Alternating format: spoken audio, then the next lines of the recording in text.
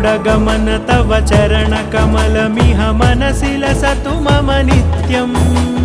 गरुडगमन तव चरणकमलमिह मनसि लसतु मम नित्यम् मनसि लसतु मम नित्यम् मम तापमपाकुरु देव मम पापमपाकुरु देव मम तापमपाकुरु देव मम पापमपाकुरु देव